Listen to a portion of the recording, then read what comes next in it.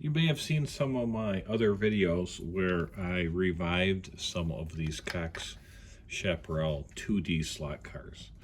Now these cars, they're really cool. They're very much a mid-60s kind of thing. Really big slot cars, really well detailed, and I'd call them a scale model slot car. And what happens if you start to get into these is this. I've got 8 cars here. So this year I've purchased 8 cars, trying to get, one or two that, I have revived, been able to use them on a racetrack. I don't want to use the word restore, but that's essentially what I'm doing. So you find these in various conditions. They're 60 years old. They were pretty hard to assemble, specifically getting these clear plastic pieces in without getting glue smears on them or getting your thumbprint right in the middle of them. And then there's also, they were raced hard, crashed, sometimes broken, and then sometimes modified for various probably bad reasons, or just to make them, faster at the big commercial racetracks they run on. So you go to restore one, and it usually has some sort of issue. You need a part, you need the chassis or the right chassis. So you end up taking them, getting multiples and cannibalizing them. So I'm at the stage now, I think I can have 2 cars that I really like, maybe one that'll look nice and one that I can maybe end up eventually, use pretty hard, or I hate to say use up, but may get some damage along the way. And I need to downsize now. I don't need all these. Some of them will be projects. Some of them will be, like I was going to sell this one. I swapped the chassis on it because I got the right chassis for it, but I haven't touched that chassis. So I wanted to go through, how this happened or what happened. I'd find these Facebook Marketplace swap meets, even a few on eBay. And if you notice, a lot of them are in really rough shape. I've probably cannibalized some parts from them, maybe even a whole chassis, so that the others may go on in complete form. So this might look pretty wacky, having all 8 of these cars, but I'm actually missing 2 because I've already sold 2 cars, one on Facebook Marketplace and one on eBay. So I am downsizing. That's kind of the whole point here, is to get some cars that I'll be able to run and enjoy, but I don't need all these, and I don't need all these projects. So I'll be selling some cars as, sort of complete revived ones.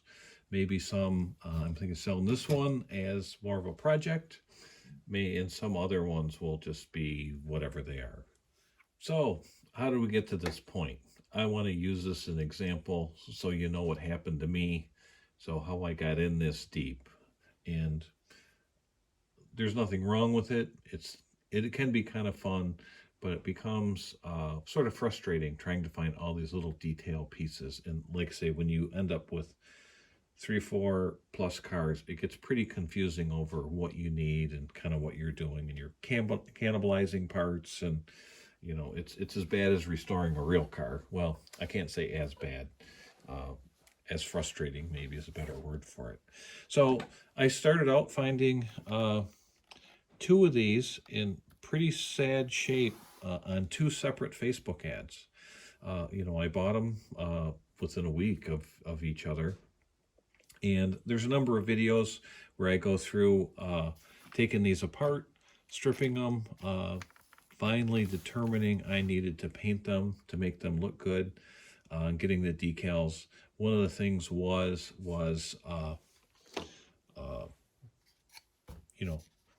getting them apart, but then also it's that a lot of the things you need are available on eBay, and a lot of it is reproduction pieces that people are making. Some of it is a little cottage industry. It's probably some individual in his basement. So that was kind of neat to be able to get one car together, finish one, and then this one, I still need to get that one assembled. And those came out pretty nice. So when I was in the midst of all that, I should say almost done with, I should say call this the second car. So those are cars 1 and 2. Then this third one came up.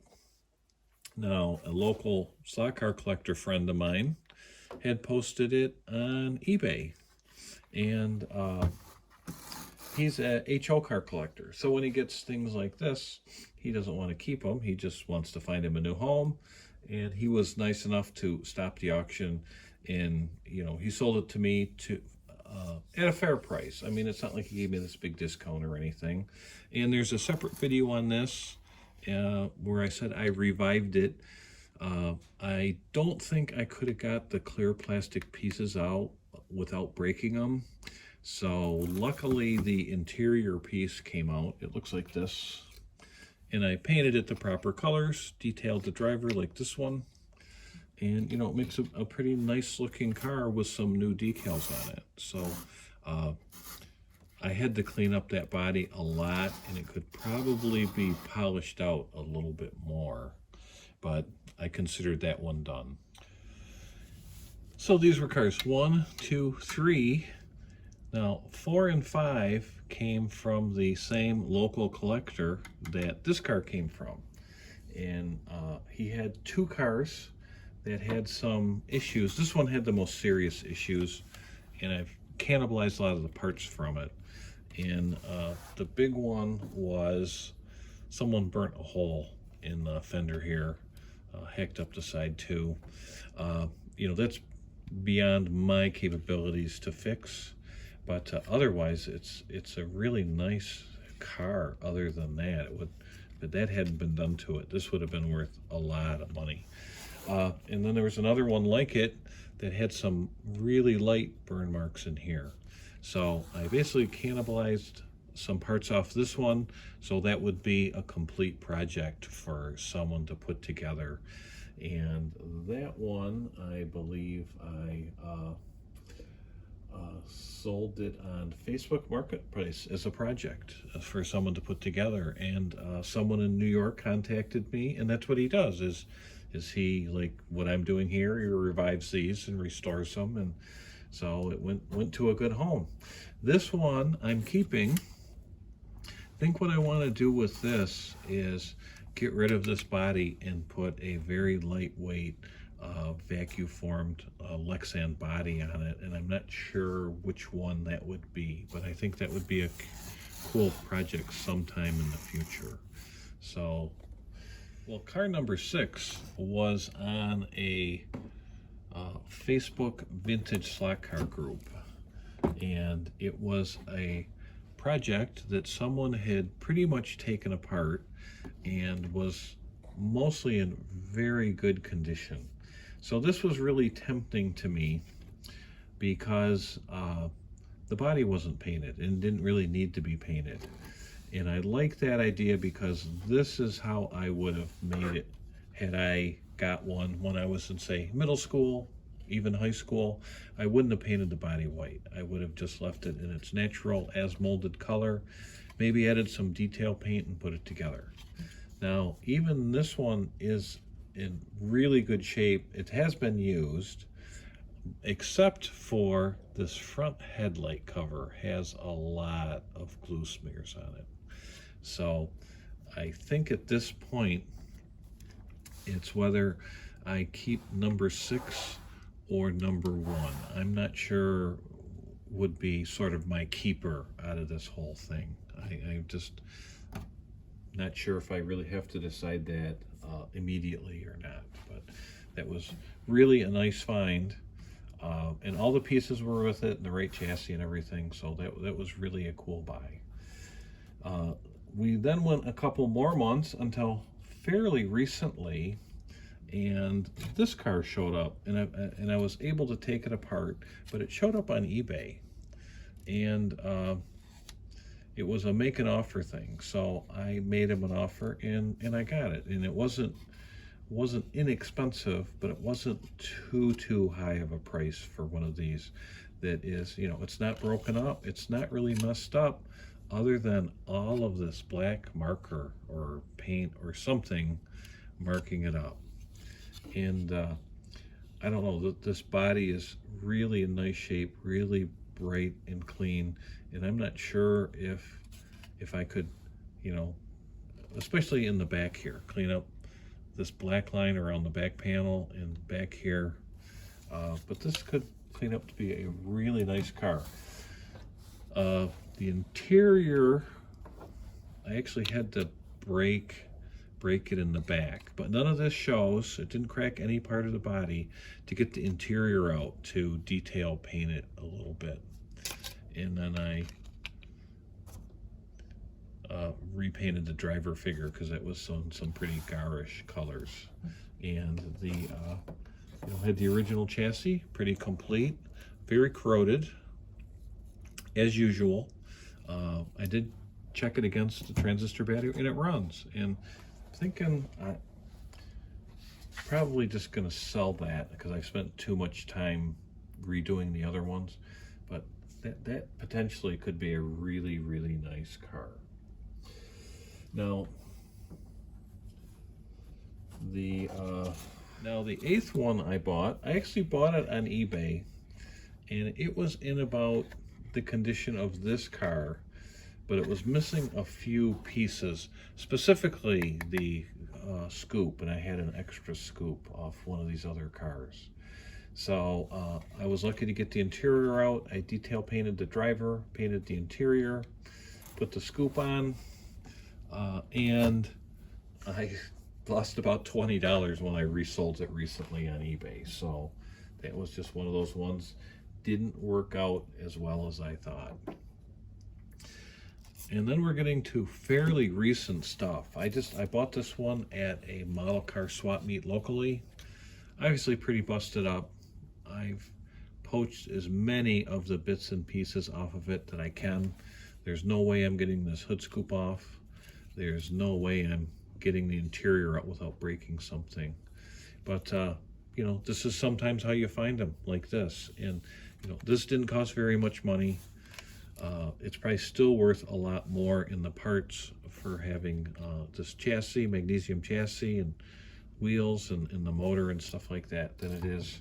So that was just sort of a parts car intended to cannibalize. And this one was on eBay recently, and it looks really nice. I mean, you can tell built by someone who wasn't a modeler, not a lot of good detail painting, a lot of glue smears like in this window. I grabbed the side windows out of it, but the big problem with this is it has this crack right here. It's cracked almost all the way through. So there's still a lot of good stuff on that. Interior, hood scoop, stuff like that. Or that might be one I, make is my body that I put on a car if I take it to a track. So that's what happens when you get into restoring these old slot cars. And the same thing happens with rail cars too, where you're looking for parts, you're looking for parts cars and things like that. So out of about the 10 I have here, I'm probably going to end up with 6 Chaparral 2Ds, and then the 7th car that I'll put some sort of body of my choosing on it. So that's the kind of numbers. I think that's pretty typical of what you get into. And, I'm not the only person doing it. There's a number of old cock slot car aficionados that they're looking for these things to either race or revive. In some of the restorations that some guys post on some of the message forums are just outstanding. I mean, they're just really, really phenomenal. And I'm just not at that level. So I just wanted to put that out there, that not really as a warning, but that's what you're going to get into. And it's a fairly manageable hobby. It's a little frustrating. It's probably going to be a tick more expensive than you think or expect. But, if you like it, you can have a lot of fun. You meet some interesting people. And, I really, really like these cars. They're just so cool. The Chaparral real race cars were so cool. The slot cars were a big part of their history. And I think it really funded the team. I think they got a lot of money. This was actually authorized or actually licensed from Chaparral. So, you know, kind of cool stuff. So if you have anything to add, or if I missed anything, oh, I just remembered one thing I missed, is the types of chassis on these cars. Like the Chaparral 2D came with this kind of chassis here, got a really long drop arm, and they changed it from the earlier ones so you could adjust the gear ratio, change the gear ratio. This is the earlier Chaparral 2 chassis, and the motor's in place. To change the gear ratio, you have to change the gear on the motor and the one on the axle.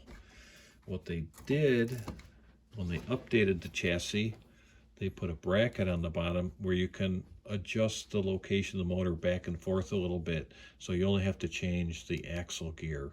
So that was a nice improvement. I mean, I don't go changing my gears ever, but you know, if you were a serious racer and you went to a different track, you might need a different gear ratio that you could do that. And the other funny thing you get into when you buy these, fairly often you get one of these cool Cox throttle controllers. It really feels nice. This was a real high quality piece in about 1966. Now, shortly thereafter, they went to the whole hobby, not Cox, but they went to a trigger controller, which was, I think, a lot better. But many people remember these. A lot of the controllers were really sort of a problem. They'd get really hot in your hand. The Cox stuff, you know, worked well, was just a really nice piece. So, hopefully you enjoyed this. If you have any comments, let me know. And thanks for watching.